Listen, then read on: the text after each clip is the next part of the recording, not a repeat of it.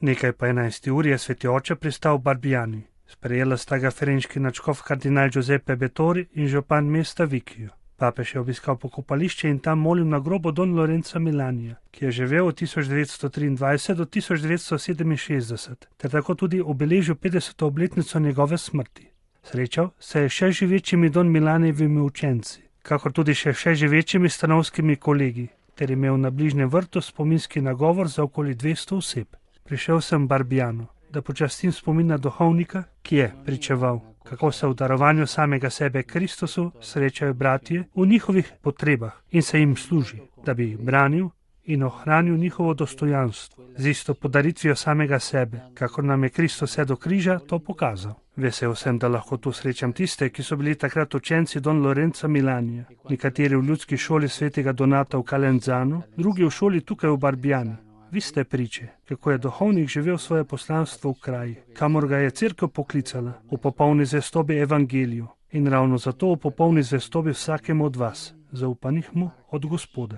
Vi ste priče njegove vzgojne gorečnosti, njegovega namena prebuditi v osebah človeško, da se odpre božanskemu. Tu izhaja njegova popolna posvetitev šoli, ki jo je tu v Barbiani uresničil na še bolj radikalen način. Za Don Lorenza šola ni bila nekaj drugega, glede na njegovo duhovniško poslanstvo, temveč konkreten način, kako izvajati to poslanstvo.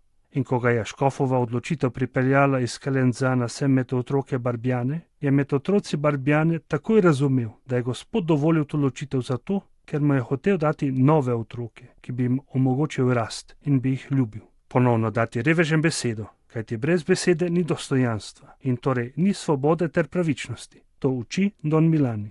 Beseda je torej tista, ki odpre pot preko dela do polne pripadnosti družbi in preko zavestne vere do popolne pripadnosti cerkvi. To velja na nek način tudi danes, v katerem nam samo beseda, če jo imamo, omogoči razločevati med tolikimi pogosto zmedenimi sporočili, ki smo jim izpostavljeni, in izraziti najgloblje težnje svojega srca, kakor tudi hrepenenje po pravičnosti tolikih bratov in sester, ki čakajo na pravičnost. K temu popolnemu počlovečenju, ki ga zahtevamo za vsako osebo na tej zemlji, poleg kruha, doma, dela, družine, spada tudi imeti besedo.